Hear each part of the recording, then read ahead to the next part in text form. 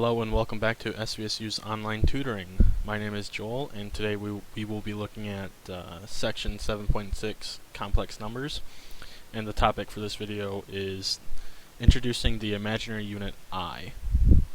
So way back in this chapter, back in 7.1, we were told that if we had x squared equal to some negative number, let's say -3, that there was no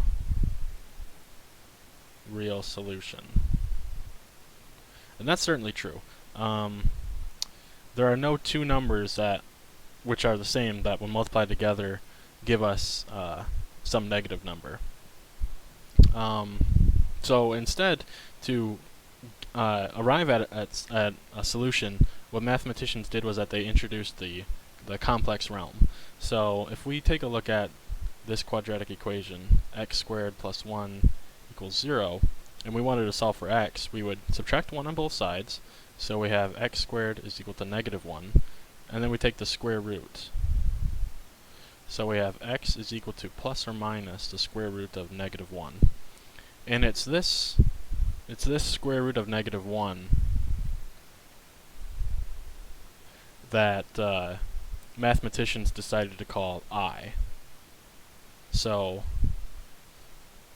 I is equal to the square root of -1. So to write a solution for x, then we would have x is equal to plus or minus I.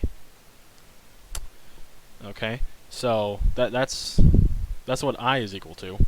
So if we wanted to look at a general definition on dealing with negative square roots, we can certainly do that. So we have, if we're taking the square root of some negative number c, what we can do is that we can say that we have the square root of -1 times c, okay? And then we can break apart our radical to say that we have the square root of 1 times the square root of c. And right here is I, okay? So we can write the square root of c times I, okay? And notice that I is outside of the radical now, because the reason for that is that it's equal to the square root of -1. So we don't have to rewrite it underneath the radical, okay?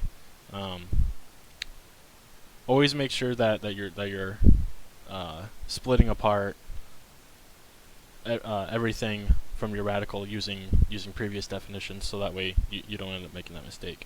So if we wanted to find out what the solution was to, say, the square root of -81, we would just use our general definition. So we would have the square root of -1 times 81, which is equal to the square root of -1 times the square root of 81.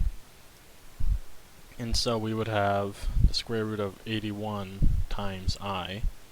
And to simplify our radical here, the square root of 81 is 9. So we have 9i being our answer. And if we wanted to look at a fraction, say let's stick with 81. So the square root of -81 over 144, okay? We would we would separate this into -1 times, times 81 over 144.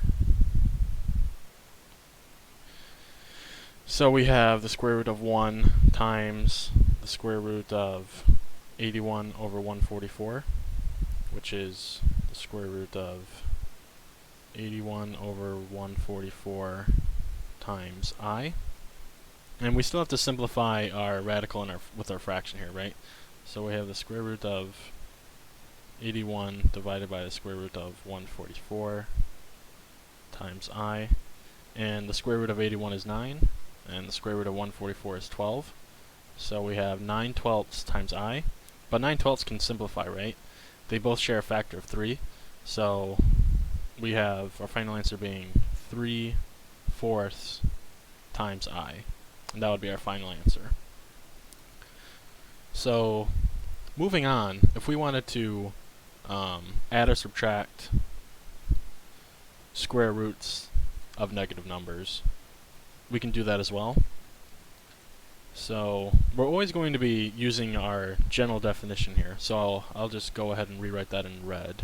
If we had, so our general definition is we have the square root of negative c, which is equal to negative 1 times c, which is equal to the square root of c times I, where I is equal to the square root of negative 1. Okay? So if I wanted to find the solution to the square root of negative 16 plus the square root of negative 25, I can do that. So all I have to do is just use my general definition. So I have the square root of negative 1 times 16 plus the square root of negative 1 times 25. And so I have the square root of 16I plus square root of 25I, and the square root of 16 is 4, and the square root of 25 is 5. So I have 4I plus 5I, which is 9I, okay? And now if I wanted to subtract the square root of negative numbers, I can do that as well. So if I had the square root of let's say, let me think here of some number. Oh yeah, let's do negative 18. The square root of negative 18 minus 2 times the square root of negative 36. Okay. What would the solution be for that? Well, we again have to employ our general definition. So we have the square root of negative 1 times 18 minus 2 times the square root of negative 1 times 36. So I have the square root of 18I minus 2 times the square root of 36I. And this 18, I can break this down into 9 times 2, okay, and then I can take the square root of 9 because that's a perfect square. And then the square root of 36 is just 6, so I have minus 2 times 6I, and the square root of 9 is 3, and then this is still, we're still taking the square root of 2, minus I, or times I, and then 2 times 6 is 12, times I. And so this right here would be our final answer. I suppose if you wanted, you could factor out the I, and you could get 3 times the square root of 2 minus 12 times I, and then using your calculator you could evaluate the stuff that's in the parenthesis here, and then just multiply it with I. So moving forward, I'm just going through all the operations, addition, subtraction, multiplication, and division for this topic. So if we wanted to multiply the square root of negative numbers, so if I had the square root of negative 8 times the square root of negative 8, all I would have to do is just use my general definition again. So the square root of negative 1 times 8 times the square root of negative 1 times 8. And so I have the square root of 8 times I times the square root of 8 times I. And this is the square root of 8I squared, which is equal to square root of 8 squared times I squared. And then these are inverses of each other, right? So they just cancel out. So I have 8 times I squared. And to find out what I squared is equal to, I have to go back to its definition, right? So I is equal to the square root of negative 1. So if I square both sides, these two end up canceling each other out. So I squared is equal to -1. So to finish this off, I have 8 times -1, which is -8. Okay? And let's see, if I wanted to do a slightly more complex multiplication real quick, if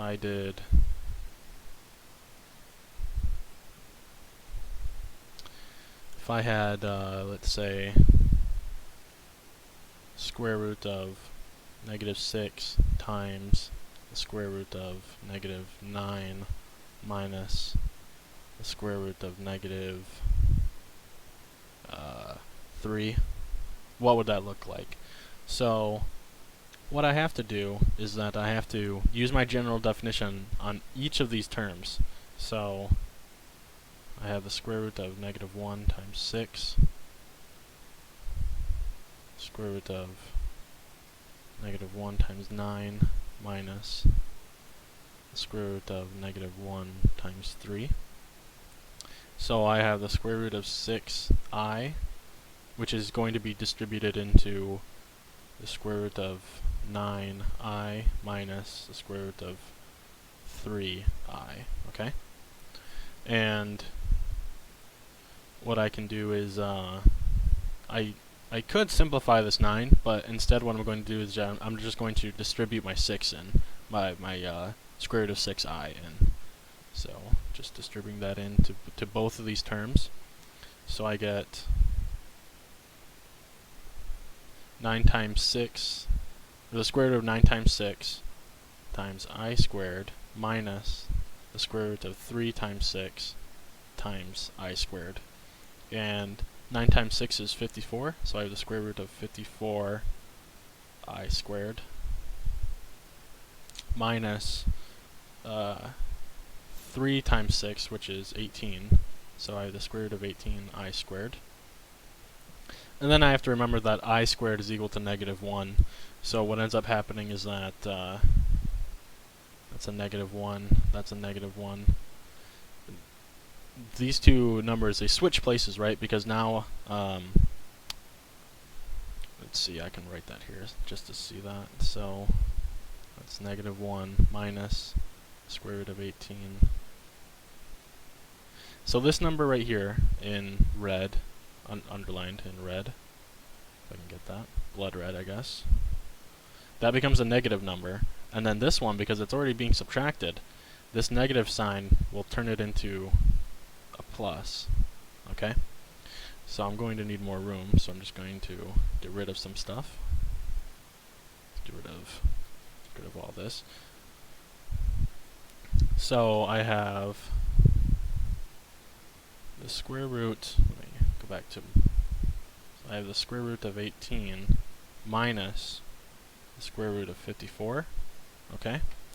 And now what I want to see is if I can simplify this any further. So 18 has factors of 9 and 2, and 54, it also had factors of it also has factors of 9 and 6, right?